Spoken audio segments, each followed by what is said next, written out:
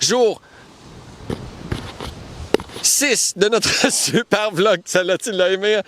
Aujourd'hui, Cédric Landry, qui est le responsable de Compte en Île. Super amazing, cool guy qu'on va rencontrer. On rencontre aussi Hélène Richard, qui est une grande conteuse qu'on a tombé en amour avec, qu'on a voulu rencontrer, qu'on va rencontrer. On rencontre Paul aussi, le technicien de la station de radio. Même chose pour Stéphane, qui est responsable des bénévoles.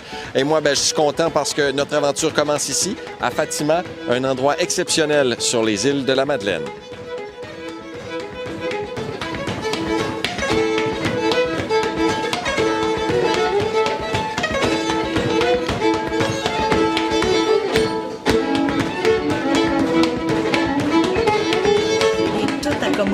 Avec 250 Acadiens qui sont débarqués ici. 7e génération est installée et le premier avait été déporté. Et ça fait que l'Acadie, c'est tout. C'est nous. C'est aussi simple que ça. Alors, on l'a entendu, puis nous on t'a entendu cette semaine, comme je le disais, t'as un franc-parler, puis t'as une culture, puis t'as un accent qui est juste extraordinaire. Cet accent, il te vient d'où? On raconte que le premier qui serait arrivé ici, ses ancêtres avant lui s'étaient rebellés contre la royauté. Et puis, il se serait fait la promesse de ne plus jamais prononcer la première lettre du mot royauté. Le R, dans notre façon de parler, on l'écrase, on le prononce pas. Il va sonner en W ou en Y. Ça va dépendre où ce qu'il est placé dans le monde, devant voyelle ou pas.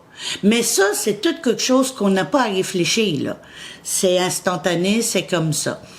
J'ai déjà essayé de parler autrement, mais je peux pas, ça sort pas. Des fois, les gens, ils disent « Ah, tu parles pas comme ça tout le temps, là. » Là, va falloir que je me taise. Tu sais, puis dans nos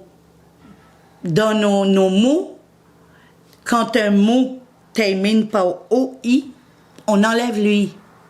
On va dire topimo. Un ou. C'est sûr que ça peut être difficile à comprendre au tout début, mais c'est pas long que l'oreille s'y fait. Puis, je dis souvent, on a le cerveau partagé en deux. Quand on écrit, on le place. On n'a pas fait d'effort rien. Mais dans le langage, c'est autrement. Mais je suis pas mal sûre que le premier qui est arrivé ici avait jamais pensé que ça durait aussi longtemps que ça.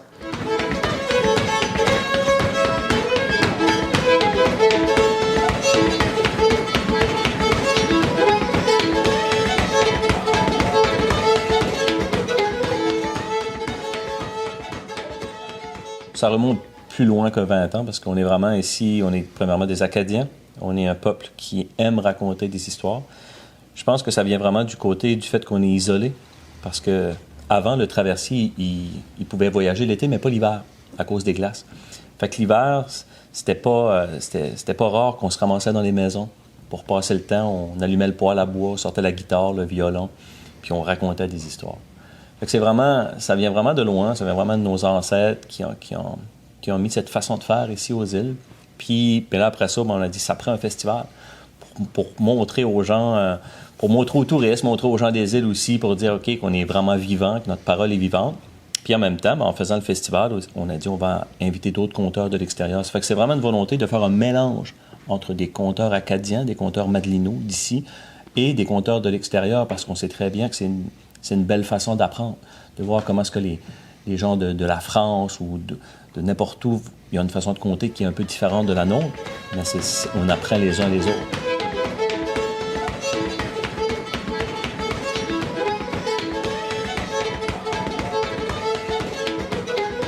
La diversité acadienne, c'est fantastique pour moi, parce que j'ai découvert sur le tard que j'avais des origines acadiennes. J'ai découvert des couleurs, des accents, de la musique.